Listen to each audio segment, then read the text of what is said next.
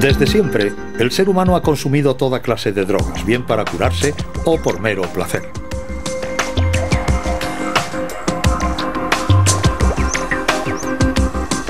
Drogas y cerebro, tabaco y alcohol, venenos a la venta libre. Alcohol, cocaína, morfina, pero todas ellas hacen mella en el cerebro.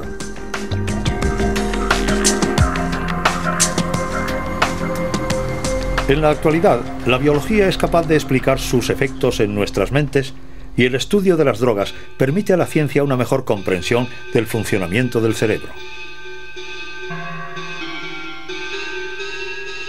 El tabaco y el alcohol en venta legal son las sustancias más consumidas del mundo. Los científicos, sin embargo, las consideran desde hace mucho tiempo como auténticas drogas. Consumida en el Caribe y en América Central como planta medicinal o ritual, el tabaco fue descubierto entre los siglos XV y XVI por los grandes exploradores. El francés Jean Nicot inició la cultura del tabaco en Europa y dio el nombre científico a la planta. Fumado, esnifado o masticado, el tabaco se puso rápidamente de moda y se distribuyó por el mundo entero. En la actualidad, más de 1.000 millones de personas fuman en todo el mundo. Los fumadores son 7 veces más numerosos que los consumidores de drogas ilegales. Concentración, vigilia y mejora de la memoria. Es, sin embargo, lo único que se puede esperar de un cigarro. Una paradoja que el neurofarmacólogo Jean-Paul Tassin estudia en una universidad de Francia. El fenómeno de euforia provocado por el tabaco es mucho más sutil que el obtenido con la morfina, que es mucho más potente, o los psicoestimulantes, lo cual no impide que precisamente al ser menos fuerte nos permita repetir y por tanto utilizarla, y lo digo entre comillas, en la vida cotidiana. Podemos pasar un día tranquilo fumando con regularidad, sin dejar de lado una actividad social normal. Se ha pensado durante mucho tiempo que el tabaco que los fenómenos de dependencia estaban relacionados con uno de los productos adictivos del tabaco, o sea, con la nicotina. De hecho, existe una contradicción. Todas las sustancias que provocan adicción en el hombre, como las anfetaminas, la heroína, la morfina o la cocaína, consumidas por los animales rápidamente y en cantidades importantes, les vuelven dependientes de estos productos. Pero si se les proporciona nicotina a los animales, no les va a interesar en absoluto. Los animales fuman simplemente porque sí. Por contra, los mensajes de salud pública apenas logran algo contra la dependencia de los hombres a los cigarrillos. Y la nicotina, el ingrediente principal del tabaco, ha sido largamente para los científicos el culpable fundamental. If you think this looks ridiculous, remember, smoking is just as unnatural for you as it is for them.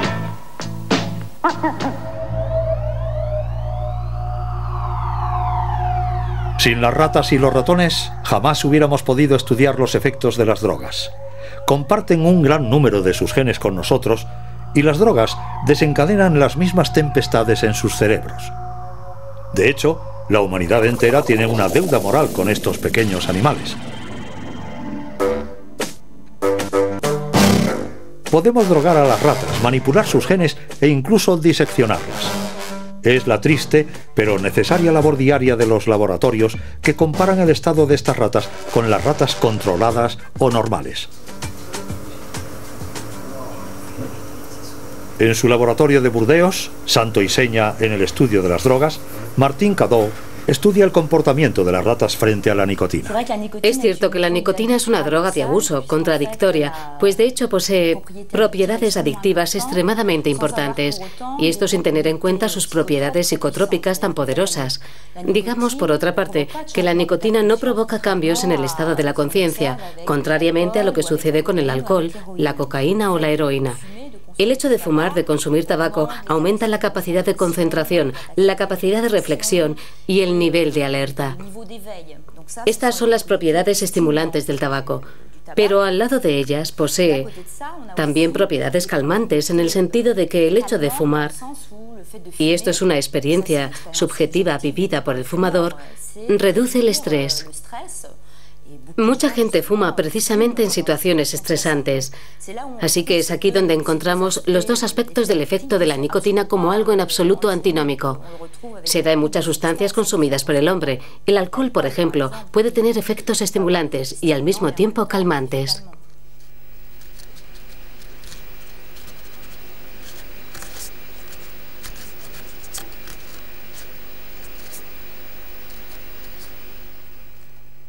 Bien, hemos metido a la rata en una jaula de autoadministración provista de 2 agujeros. Uno va a ser el refuerzo, es decir, que cada vez que el animal meta su hocico en dicho agujero, el ordenador va a activar una bomba que va a empujar la jeringa y que inyectará en la circulación venosa del animal una cantidad determinada de nicotina. El agujero llamado sin refuerzo no va a producir ningún efecto. A través de las sesiones de autoadministración, que en general tendrán lugar una vez al día durante varias semanas, veremos finalmente que el número de visitas al agujero con refuerzo irá aumentando según pasen las sesiones. Es lo que se denomina la adquisición de un comportamiento de autoadministración. En cuestión de días, la rata comprende cómo inyectarse la nicotina.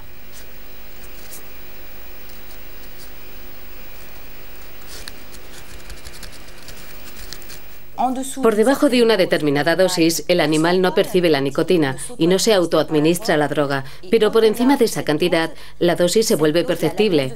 Trabajamos con una franja extremadamente reducida y, contrariamente a lo que sucede con la cocaína, el animal consume bastante poca. Cuando alguien se fuma un cigarrillo, el humo del tabaco penetra dentro de sus pulmones, concretamente en la zona de los alveolos pulmonares, altamente irrigados de sangre. La nicotina, por ejemplo, pasa increíblemente rápida a través de los alveolos y es conducida de manera veloz hasta el cerebro. Para hacernos una idea aproximada, en 10 segundos, en poco menos de 10 segundos, la nicotina inhalada llega hasta el cerebro, lo que corresponde a una inyección intravenosa en un animal. O sea, que a nivel de correspondencias de dosis es más o menos lo mismo. Es decir, para alguien que se fume, por ejemplo, un paquete al día, bueno, eso depende evidentemente de cómo uno se fume el cigarrillo. Si es una persona que le dé grandes caladas, que inhale muy fuertemente el tabaco, o más bien alguien que deje los cigarrillos a medias. Al final se van a ver diferencias de niveles de nicotina bastante considerables. Pero globalmente alcanzan más o menos unas concentraciones de nicotina que son equivalentes, en relación al peso, claro está, al peso del individuo. Así que para alguien que, por ejemplo, se fume un paquete de cigarrillos al día y considerando que a cada cigarrillo le dé 20 caladas, por 20 cigarrillos por paquete, da un total aproximado de 400 inhalaciones de nicotina al día. Es el equivalente a 400 inyecciones intravenosas de nicotina. Por tanto, es mucho, ¿no?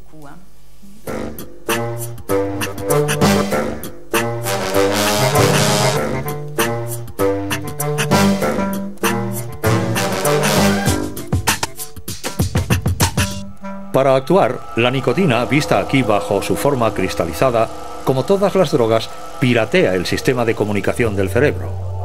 Pues nuestro cerebro se pasa la mayor parte del tiempo hablando consigo mismo.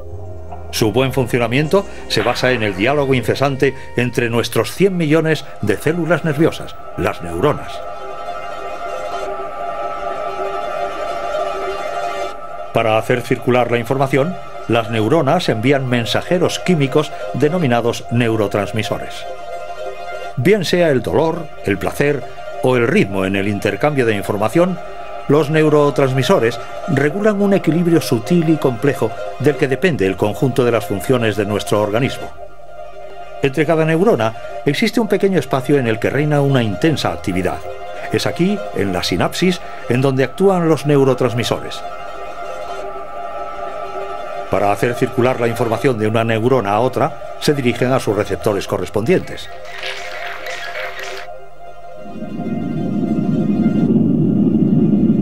Si la nicotina favorece la memoria y la concentración, es porque boicotea la red de comunicación responsable de estas funciones en el cerebro.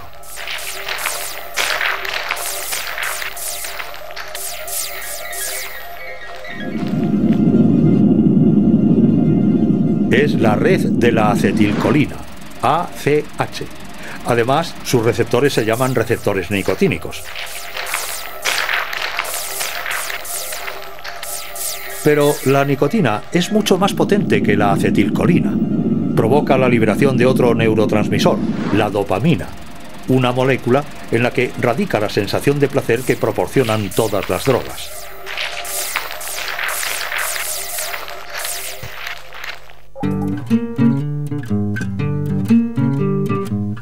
Sin embargo, desde hace algunos años se sabe que la nicotina no es la única culpable. Se sospecha que tiene cómplices.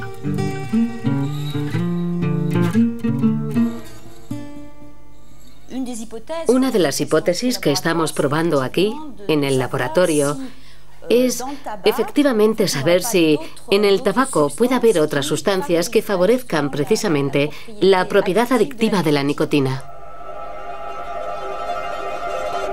Estas sustancias actuarán directamente sobre la dopamina, la molécula del placer. Una vez cumplida su misión, la dopamina es recaptada por su neurona original.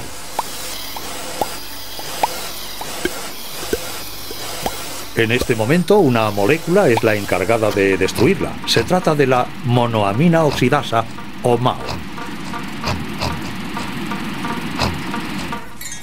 Cuando nos fumamos un cigarrillo, un producto químico impide a la MAO destruir la dopamina. Se dice que inhibe a la monoamina oxidasa. Resultado, la dopamina estimula a sus receptores más tiempo del previsto y aumenta el placer. Este mecanismo tiene incluso un efecto antidepresivo. Lo que estudiamos en el laboratorio es cómo el hecho de tener inhibidores de la monoamina oxidasa va a aumentar el poder adictivo de la nicotina. Lo hemos hecho con animales, con ratas, a las que hemos dejado en una situación de autoadministración intravenosa de nicotina. Hemos formado dos grupos de ratas. Un grupo de ratas a las que hemos puesto en situación de poder administrarse únicamente nicotina y otro grupo que tienen acceso a la nicotina más los inhibidores de monoamina oxidasa. Nos hemos dado cuenta de que los animales que tienen acceso a la nicotina más los inhibidores de la monoamina oxidasa se autoadministran más nicotina y son capaces de trabajar más con el fin de obtener una inyección de nicotina. Es decir, que su nivel de motivación, la motivación que muestran para autoadministrarse la droga, es mucho más importante.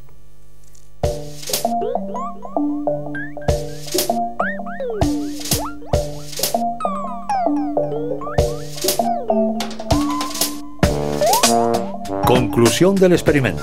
La nicotina no es seguramente la única responsable de la adicción al tabaco. Entonces, ¿cuáles son las otras moléculas implicadas? Los científicos aún siguen tratando de averiguarlo, y es que tienen dónde elegir. Se sabe que hay hasta 4.000 productos químicos en el humo del tabaco.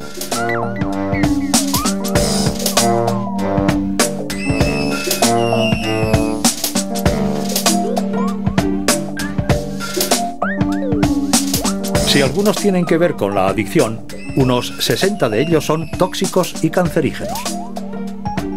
Ahora sabemos mejor por qué fumar mata.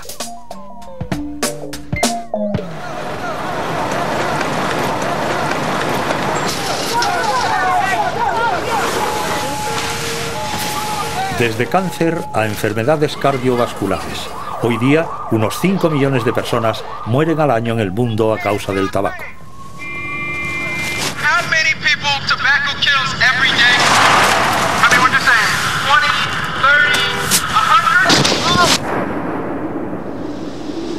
You know what? We're going to leave this here for you so you can see what 1,200 people actually look like. Et je danse de tout mon cœur, car je vais grandir. Et quand je serai moins petite, je fumerai comme un sapeur. Et elle fumait, comme des sapeurs, comme si déjà elle voulait battre l'homme sur son propre terrain. Concours de la plus jolie fumeuse en 1927. Pour ces dames, l'herbe à Nico remplace soudain le thé de 5 heures, la garçonne s'efface dans des volutes de paradis artificiels et Marilyn Monroe perce déjà sous la femme sapeur. Mademoiselle Maud Lottie est proclamée la plus gracieuse fumeuse de France du concours organisé par le fumeur et par Paris qui chante. Bravo, bravo, bravo. Concours de cigare vitesse. Messieurs, préparez-vous. Vous êtes prêts? 1930. Aux hommes, comme d'habitude, il reste l'effort athlétique, la rage de vaincre les femmes à la pointe du mégot, même si certains retrouvent au Monsieur Freud des gestes d'enfants pour suçoter leurs cigarettes, comme la tétine d'un biberon. Los cigarrillos no hacen su aparición hasta mediados del siglo XIX. Pronto serán producidos a escala industrial. Pero es en el siglo XX cuando su consumo se dispara, animado sobre todo por la distribución gratuita entre los soldados.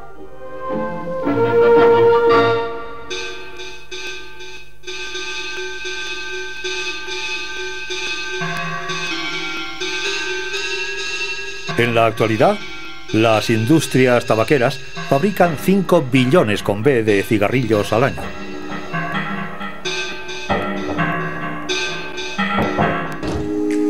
Let me take your hand,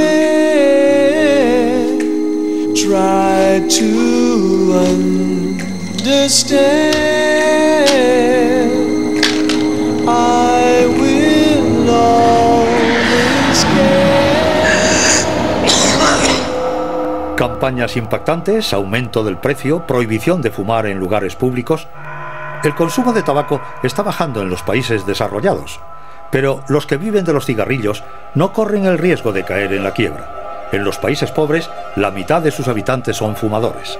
Los científicos creían saber todo acerca de la nicotina, pero aún les tenía reservadas sorpresas nefastas. Pier Vincenzo Piazza sospecha incluso que daña a las neuronas.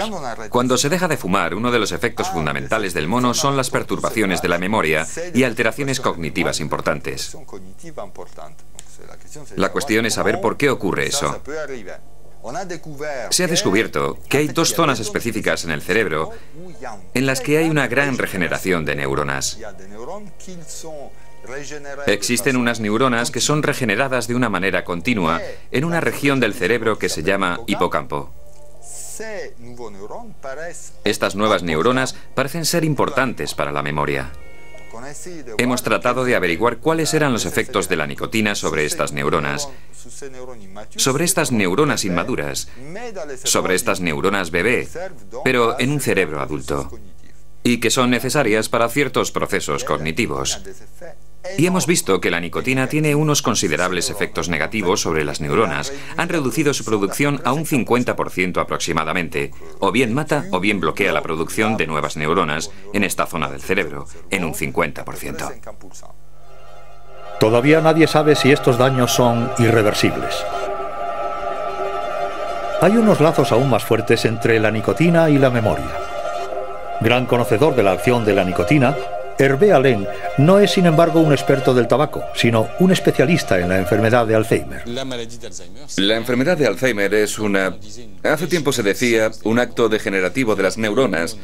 Es decir, que nuestras neuronas, que son las células nobles del cerebro, son las que aseguran, entre otras cosas, la síntesis de neurotransmisores, las sustancias necesarias para las conexiones entre las diferentes zonas del cerebro.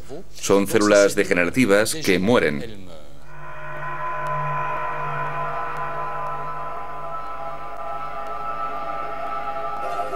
No es la muerte de las neuronas lo que desencadena el mal de Alzheimer, una enfermedad que arrastra graves problemas de memoria y de razonamiento y que afecta a 15 millones de personas en el mundo.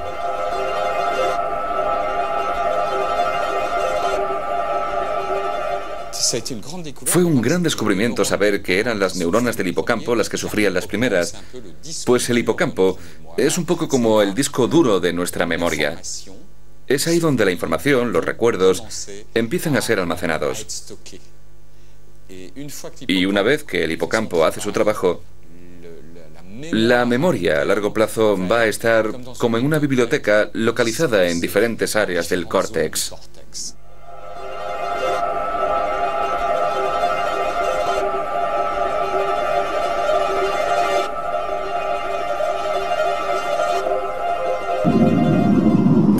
En la enfermedad de Alzheimer, las neuronas que mueren son precisamente las que fabrican al bibliotecario de nuestros recuerdos, la acetilcolina, el neurotransmisor que recurre a los receptores nicotínicos.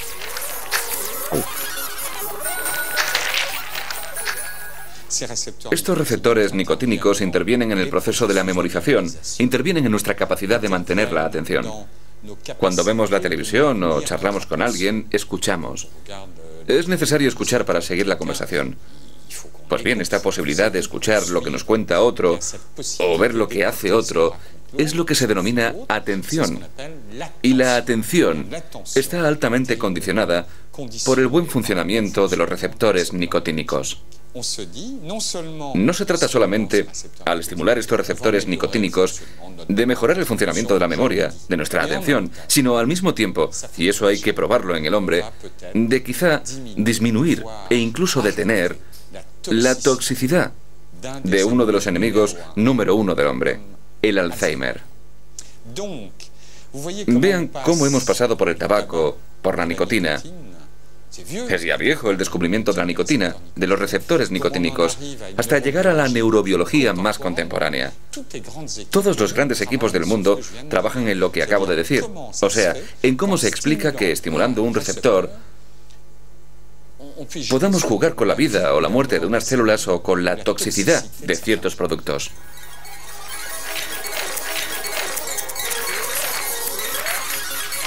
Como la nicotina actúa siempre sobre los mismos receptores, los científicos se han inspirado en la acción del tabaco sobre el cerebro para crear los primeros medicamentos contra la enfermedad de Alzheimer. Unos medicamentos que retardarían la evolución de la enfermedad alcanzando a los receptores nicotínicos.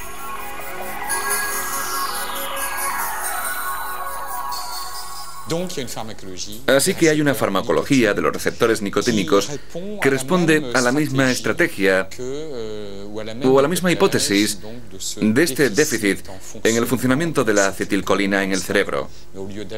Pero en lugar de actuar sobre el neurotransmisor, va a hacerlo sobre los receptores. Así que me dirán, entonces mejor darles tabaco a los enfermos de Alzheimer. Durante mucho tiempo se creyó en efecto que el tabaco era un factor de protección.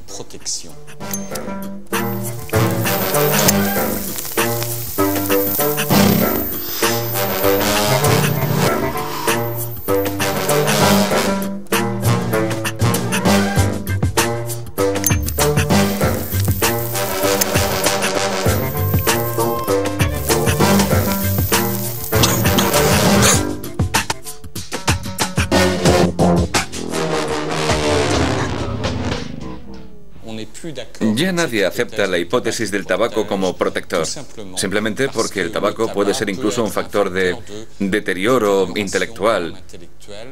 Y para nada es debido a su impacto sobre los receptores nicotínicos, que a primera vista es bueno, pero no es así.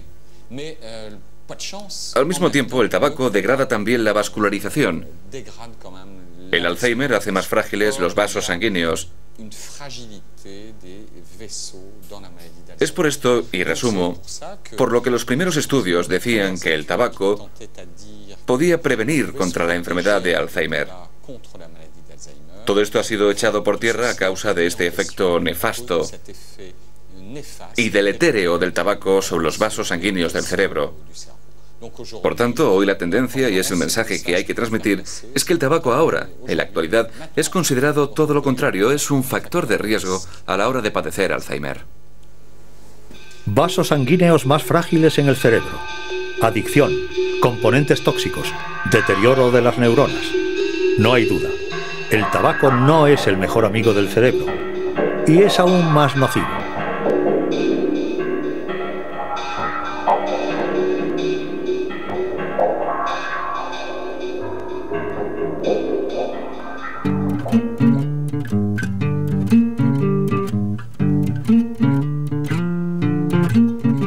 Más de 1.000 millones de fumadores son ya demasiados, pero nada en comparación con los 2.000 millones de bebedores ocasionales con los que cuenta el planeta.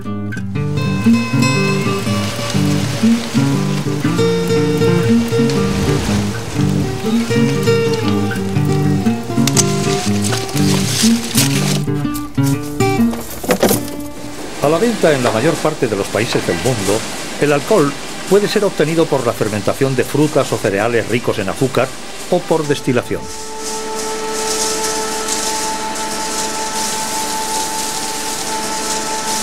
En nuestra sociedad no hay nada más banalizado que el consumo de alcohol. Como aperitivo en una buena cena, cualquier pretexto es bueno para beber un vaso.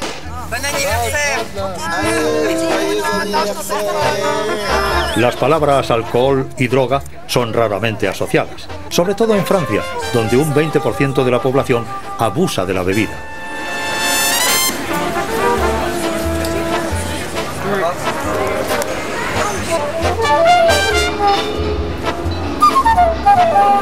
En el servicio de adictología de Philippe Battel, el alcohol representa el 80% de sus consultas. ¿El alcohol una droga? Eso hace saltar de su sillón a mucha gente, no solo a los viticultores. También le asustó a un ministro de Sanidad de Francia, quien dijo durante una emisión a la gran audiencia: no, el alcohol no es una droga. Hay científicos que lo respaldan. Pues bien, yo pienso que hay que relativizar. Si una droga es un producto que potencialmente, en el sujeto que la toma, va a producirle dependencia, entonces no se hable más. El alcohol es una droga.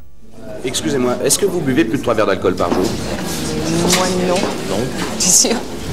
3 par jour. Et vous, mesdames, plus de 3 verres par jour? Non, certainement pas. 3 verres par jour? Pas 3, hein. Dites-moi, est-ce que vous buvez plus de 3 verres d'alcool par jour? 3 verres d'alcool? Ah non, c'est rien. Moi, je ne bois jamais. Oh ben moi, j'en ai bu un verre. Hein. Non. Pas 3 verres, non. Aujourd'hui, dans notre pays, personne ne semble boire plus de 3 verres par jour. Heureusement, car les études montrent qu'au-delà, les risques d'avoir un cancer augmentent considérablement. Si tomamos como referencia el número de fallecidos, evidentemente hay que ir a saco a por el alcohol. 45.000 personas cada año en Francia. ¿Qué es lo que se está haciendo en este país para ayudar a los pacientes con problemas con el alcohol? ¿Existen medios que estén a la altura del número de muertos? ¿A la altura del sufrimiento horroroso de sus familiares y que no pueden ser traducidos en cifras? So this is Christmas. Another year. Anybody think we should keep going? A new one just begun. And so this is Christmas. Las campañas de prevención meten el dedo en la llaga sobre los peligros del alcohol al volante. Se olvidan de la violencia familiar y de las depresiones que acompañan a menudo al alcohol. El alcoholismo, como mal en sí, parece algo anecdótico en las campañas de salud pública y afecta, sin embargo, a 76 millones de personas en el mundo. El alcohol, como todas las drogas, altera el cerebro profundamente. Let's hope it's a good one. Su impacto sobre el cerebro es tan complejo que incluso investigadores como Philip Godwood lo apodan la droga sucia. El alcohol tiene además una particularidad que hace aún más complicado su estudio. Goza de una difusión extraordinaria. Es una molécula muy pequeña. Tiene la especificidad de atravesar la membrana celular y, por tanto, de distribuirse fácilmente en el cerebro, en la placenta e incluso en las neuronas. Pero el alcohol va a actuar sobre muchos receptores diferentes, incluso en el interior de la célula, lo que lo hace más complicado, porque no se puede estudiar un receptor que va a ser un factor clave en los efectos neurológicos y psicológicos observados después de haber consumido alcohol.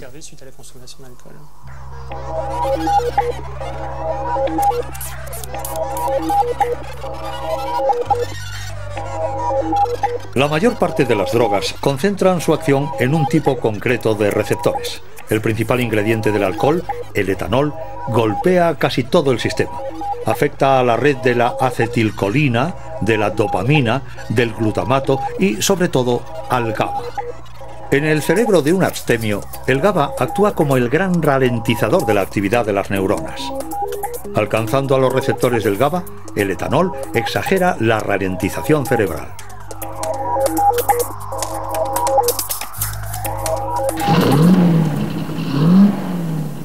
Aquí es donde radica el efecto relajante del alcohol, pero también la somnolencia y la disminución de los reflejos, responsables de 1/3 de los accidentes mortales de tráfico.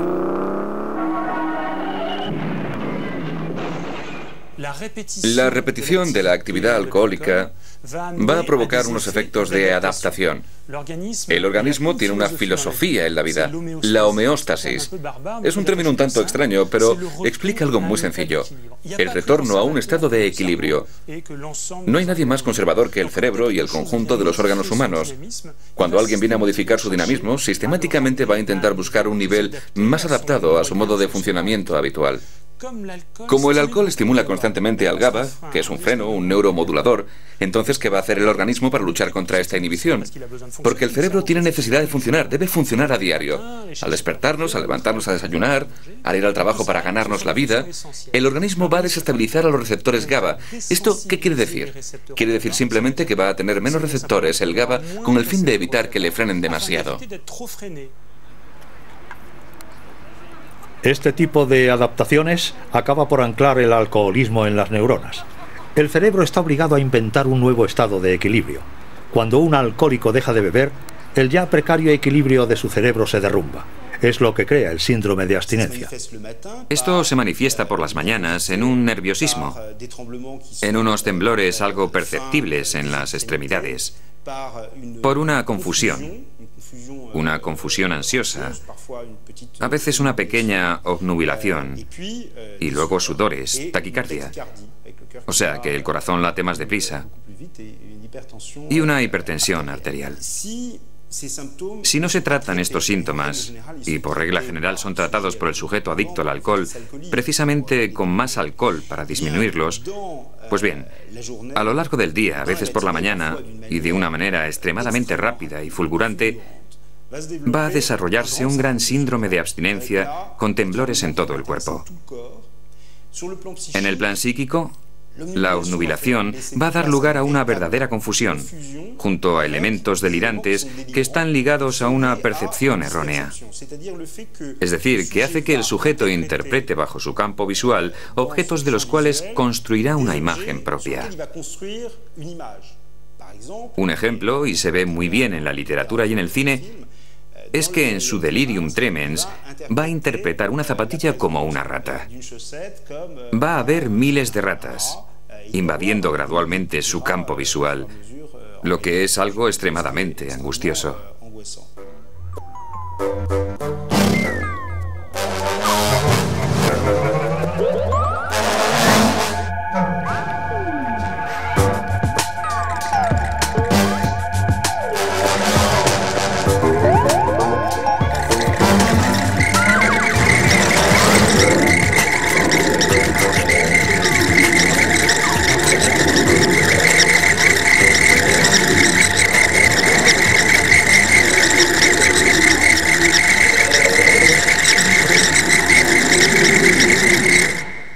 Este desorden cerebral puede conducir a una crisis convulsiva generalizada y, en casos relativamente raros, un 6%, a la muerte del individuo por una hiperexcitabilidad general y una gran deshidratación.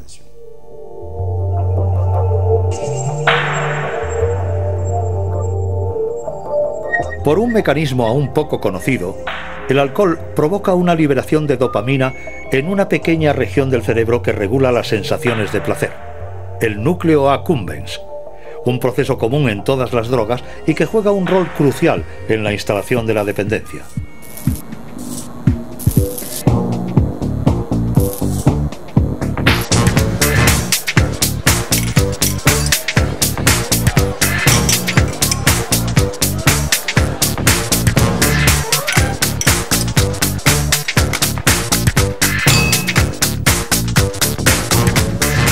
Desde hace años, la tecnología de la imagen aplicada a la medicina permite a investigadores como Jean-Luc Martineau medir los desgastes del alcohol en el cerebro.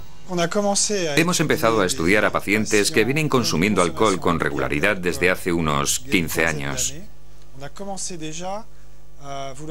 Hemos querido averiguar cuál es el gasto de energía en las diferentes partes del cerebro de estos pacientes y si difiere en relación a los sujetos normales. Nos hemos dado cuenta de que hay una disminución considerable del metabolismo de la glucosa, que es la única fuente de energía del cerebro en todas las partes frontales del mismo. Hemos notado, cuando tratábamos de ver si existía alguna relación entre el consumo de energía en las regiones frontales del cerebro y la ejecución de unas pruebas por parte de estos sujetos, que se daba una correlación. Es decir, que cuanto menos importante era la actividad energética, peor realizaban nuestros pacientes los ejercicios de selección de información, los test de memoria inmediata y las pruebas de supervisión o de ejecución de comportamientos.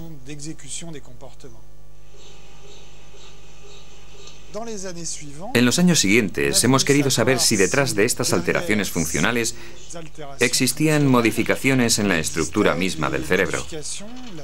Para eso hemos utilizado imágenes por resonancia magnética que dan una representación excelente de la forma del cerebro, de su anatomía, de la materia gris y de la materia blanca.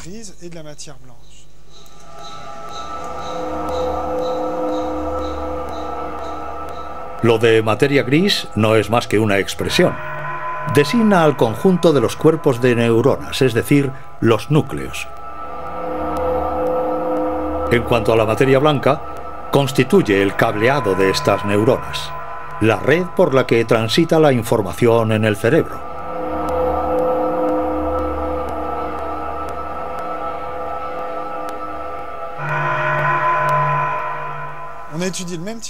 Estudiamos a un mismo tipo de pacientes enfermos ingresados en el área del profesor Reynaud en el servicio de adictología de Villejuif, cerca de París.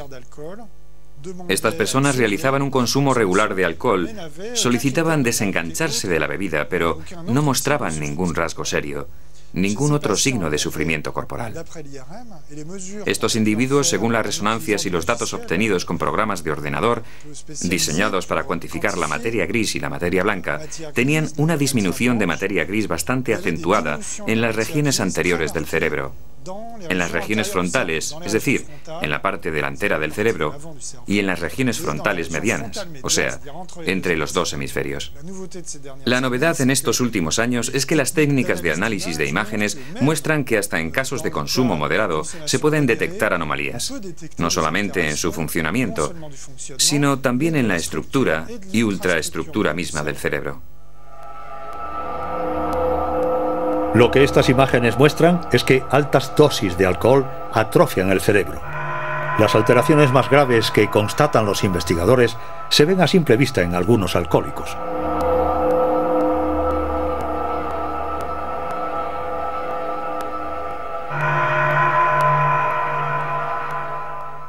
Tenemos ciertos conocimientos al respecto. No sabemos si estos síntomas son reversibles. Creemos que puedan serlo una vez que dejan de beber, pero no sabemos hasta qué punto esos síntomas son reversibles. Obviamente continuamos investigando para responder a este tipo de cuestiones. Los resultados me dan un poco de miedo. A mi parecer, en ellos se muestra que el alcohol es verdaderamente una sustancia aún más tóxica de lo que yo me imaginaba.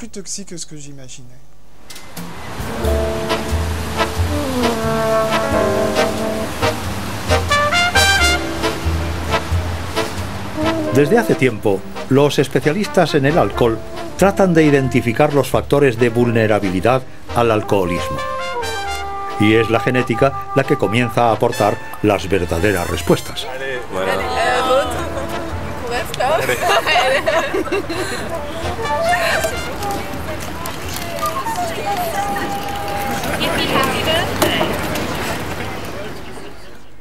Los factores que provocan la adicción al alcohol son muy complicados porque son una mezcla de factores culturales, familiares, educativos, temperamentales, patologías psiquiátricas también y factores genéticos. El conjunto forma una mezcla difícil de discernir y que hace que ciertos sujetos sean más vulnerables que otros.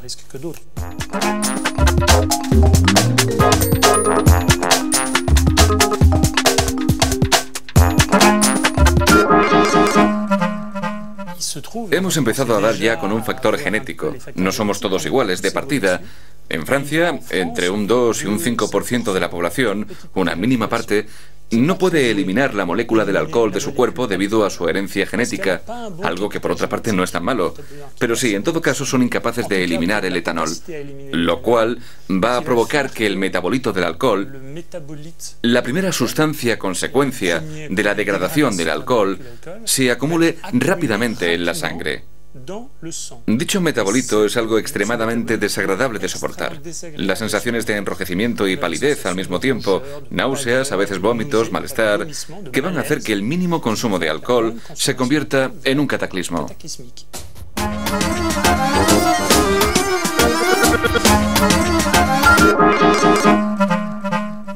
En Francia creo que entre un 2 y un 5% no tolera bien el alcohol.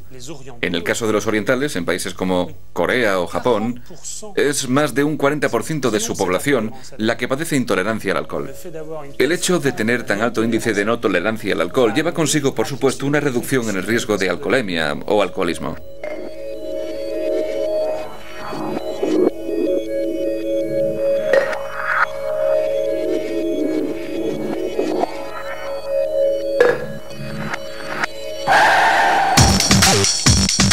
El gen que está en el origen de esta intolerancia constituye un factor de protección contra el alcoholismo. Y a la inversa, aquellos de entre nosotros que resisten el alcohol pueden encontrarse emprendiendo un mal camino.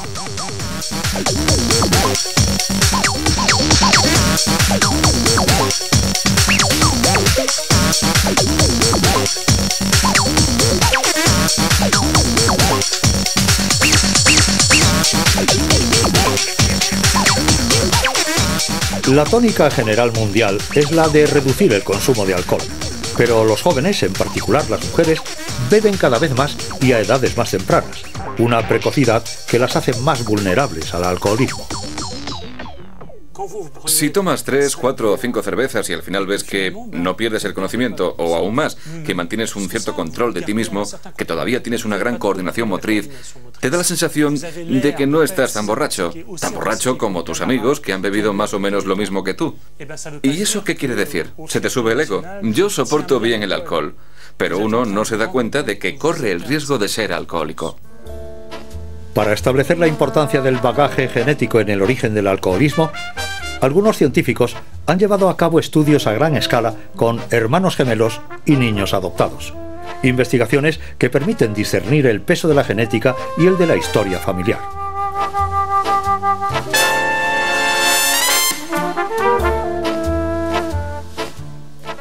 Se hicieron progresos bastante considerables hace unos 30 o 20 y tantos años gracias a dos técnicas un tanto extrañas que permiten discernir factores que inicialmente eran difíciles de discriminar: los factores familiares y educativos. Por ejemplo, el hecho de vivir en una familia con un padre alcohólico, o los factores genéticos, el hecho de recibir los genes del padre o de la madre. Estas son técnicas que se denominan estudios de gemelos y de adopción, y se ha conseguido así distinguir claramente lo que tiene que ver con el ambiente familiar y lo que tiene que ver con los genes, lo heredado de los progenitores.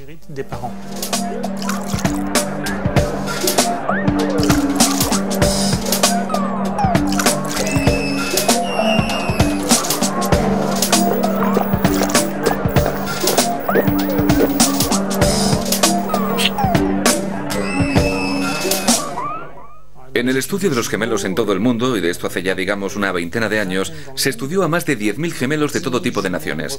Actualmente ya se tienen unos resultados más o menos establecidos, y contrariamente a lo que se creyó durante tanto tiempo, los factores genéticos son mucho más importantes que los factores familiares comunes. Está claro que no es lo mismo vivir en una familia en donde el alcohol corre a borbotones, donde se banaliza su consumo diario, o incluso uno de los padres hace de él un uso abusivo. Pero el hecho de heredar unos genes que favorezcan el riesgo a desarrollar este problema es aún más importante que los factores familiares, los cuales en sí no tienen efectos neutros. Por tanto, las fuentes son diversas. Actualmente se dice que los factores genéticos influyen en un 55%, es decir, algo más de la mitad de los parámetros que explican por qué podemos caer en una dependencia del alcohol a lo largo de nuestra vida. Esa mitad viene explicada por factores genéticos, por eso es más importante de lo que se pensaba.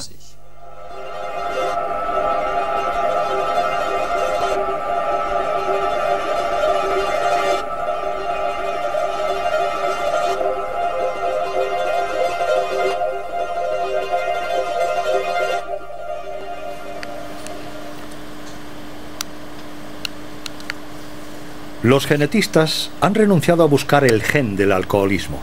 Sin embargo, ya se han identificado muchos otros genes, entre ellos el responsable de la fabricación de uno de los receptores de la dopamina, el receptor D2.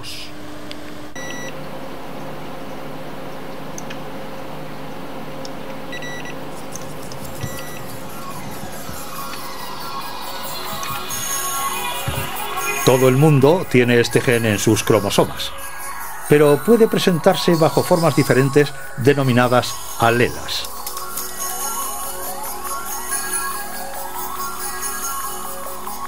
En la mayoría de los alcohólicos, esta alela es un poco más larga de lo normal. Una singularidad que parece perturbar la fabricación de los receptores D2. El receptor D2, más bien el gen que trabaja para el receptor dopaminérgico D2, adquiere un papel ligeramente más importante en los alcohólicos que en los abstemios, pues aumenta el riesgo de alcoholismo en un 30%. Pero es ridículo. El hecho de aumentar el riesgo no es lo que explica la enfermedad, no es una explicación científica de la presencia del problema, aunque no es para nada por lo que está sistemáticamente presente.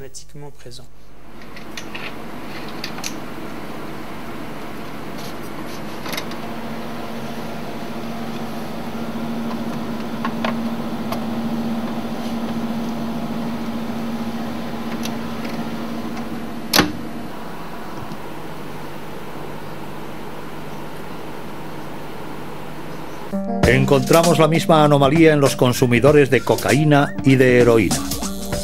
Muchos científicos opinan hoy que este gen representa uno de los principales factores de vulnerabilidad a la adicción a las drogas.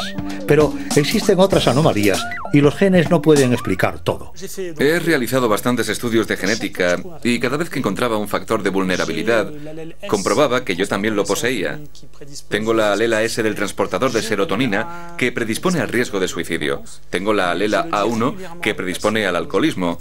Se lo digo con asiduidad a mis pacientes y a los que participan en mis estudios genéticos, porque nadie es perfecto. Me explico.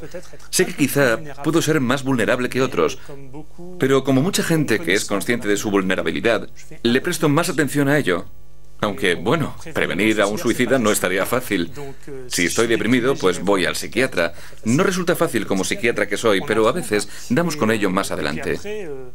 De todas formas, cuando se poseen genes de vulnerabilidad, lo que puede desarrollarla es la ubicación en un medio específico. Y esto es muy importante. Es también un eje al que se recurre bastante en la genética de las adicciones.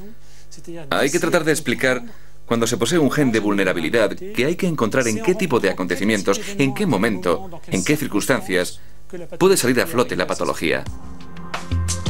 Algunos temen una detección sistemática de los genes de vulnerabilidad, lo que animará a empleadores y a aseguradoras a adoptar prácticas abusivas. Una idea en completa contradicción con el obrar de los científicos, para quienes la vulnerabilidad no es en absoluto una fatalidad. El alcohol y el tabaco son las drogas más consumidas del mundo. También son las más peligrosas para la salud.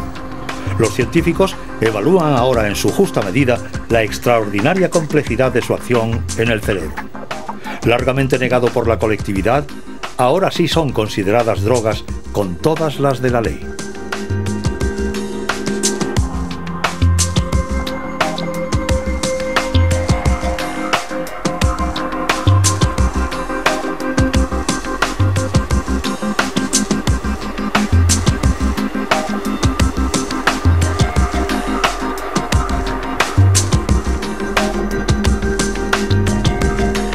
A todas las ratas y ratones que cada día en los laboratorios contribuyen a una mejor comprensión de la ciencia humana.